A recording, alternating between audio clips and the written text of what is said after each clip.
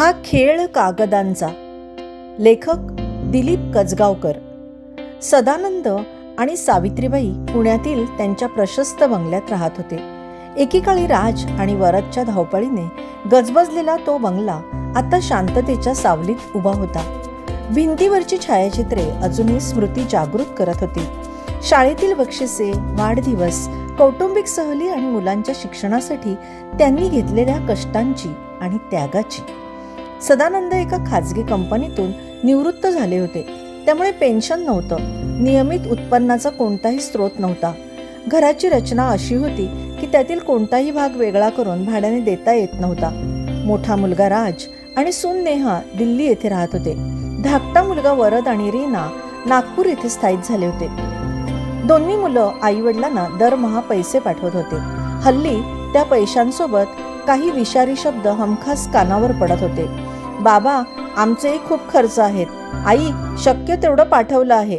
आम्हालाही आमच्या भविष्याचा विचार करावा लागतो. शब्द साधे होते, पण त्यात नकळत उपकाराची धार होती. मुलांच्या शिक्षणासाठी स्वतःच्या इच्छा, प्रवास, दागिने, कपडे आणि कितीतरी छोट्या मोठ्या हौशी बाजूला ठेवणाऱ्या सदानंद आणि सावित्रीबाईंच्या मनाला हे शब्द खोलवर पोचत असत. एका रात्री सावित्रीबाई म्हणाल्या, अहो, आता मुलांकडून पैसे घेताना अपराध्यासारखं वाटतं. आपण हा बंगला विकायचा का? भरपूर पैसे मिळतील. त्यातून मुलांना थोडे देऊ आणि भाड्याच्या घरात आपल्या पैशांवर जगूया. सदानंद काही वेळ विचारात पडले. मग त्यांच्या चेहऱ्यावर एक खट्याळ हास्य उमटलं. आपल्याला पैसे नकोत सावित्री, आपल्याला मुलांच्या मनातलं प्रेम परत हवं आहे. ते कसं मिळणार? खूप सोपं आहे, फक्त बघत राहा. उन्हाळ्यात राज आणि नेहा एक आठवड्यासाठी पुण्याला आले. रात्री झोपताना नेहा कपाटातून चादरी काढत असताना तिला एक तपकिरी लिफाफा दिसला. त्यावर लिहिलं होतं, माझे इच्छापत्र. आई बाबा झोपल्यावर तिने तो लिफाफा राजला दिला. राजने तो उघडला. त्यात लिहिलं होतं, माझ्या पश्चात माझ्या सर्व मालमत्तेपैकी 70% हिस्सा माझा मोठा मुलगा राज यास आणि 30% हिस्सा माझा धाकटा मुलगा वरद यास मिळावा. राजच्या डोळ्यात चमक आली. नेहाच्या मनात स्वप्ने तळाली.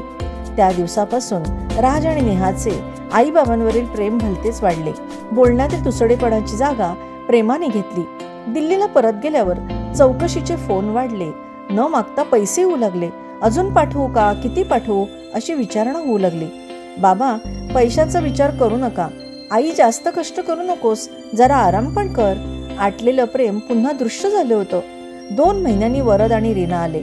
कपाटात त्यांनाही एक लिफाफा दिसला. त्यात लिहिलं होतं, माझ्या पश्चात माझ्या सर्व मालमत्तेपैकी 70% हिस्सा माझा धाकटा मुलगा वरद यास आणि 30% हिस्सा माझा मोठा मुलगा राज यास मिळावा. वरद आणि रीना आनंदित झाले. नागपूरहून येणारी रक्कमही वाढली. फोनवरचा आवाज मृदू झाला. 2 आठवड्यांनी येणारा 2 फोन 2 दिवसांनी येऊ लागला. आपलेपणा वाढला, आदर वाढला. काळ सरकत गेला. सदानंद आणि सावित्रीबाईंच्या लग्नाला 40 वर्षे पूर्ण झाली. त्यानिमित्ताने संपूर्ण कुटुंब बंगल्यात एकत्र जमलं. घर सजले, अंगणात रोषणाई झाली. जुन्या फोटोंचा स्लाइड शो पाहताना सगळ्यांचे डोळे नकळत पाणावले. जेवणानंतर सदानंदांनी सर्वांना एकत्र बोलवले. त्यांच्या हातात 2 लिफाफे होते. आज मला तुमची माफी मागायची, सदानंद म्हणाले. सगळे स्तब्ध झाले. यातील एका इच्छापत्रात लिहिले होते, राजला 70% हिस्सा, तर दुसऱ्याला लिहिले होते, वरदला 70% हिस्सा. या दोन्ही इच्छापत्रांवर ना तारीख आहे ना सही. त्यांना कोणतीही कायदेशीर किंमत नाही. राज आणि वरद अवाक झाले. सदानंदाचा आवाज थरला. मला माफ करा. तुम्हाला फसवण्याचा माझा हेतू नव्हता. आम्हाला तुमच्याकडून पैशांपेक्षा जास्त प्रेम हवं होतं आणि ते या 2 कागदांनी परत आणलं. घरातील हरवलेला जिव्हाळा परत आणला. घर असावे घरासारखे, नकोत नुसत्या भिंती. तिथे असावा प्रेम जिव्हाळा, नकोत नुसती नाती. राज उठला. त्याने वडिलांना घट्ट मिठी मारली. बाबा, माफी तुम्ही नाही, आम्ही मागायला हवी.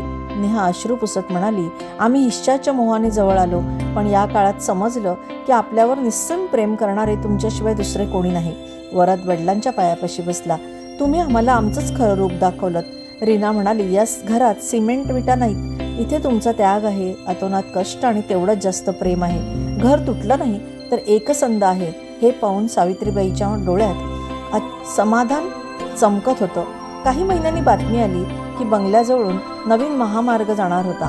एक मोठा बिल्डर बंगला विकत घेण्यासाठी तब्बल 2 कोटी रुपये देण्यास तयार झाला.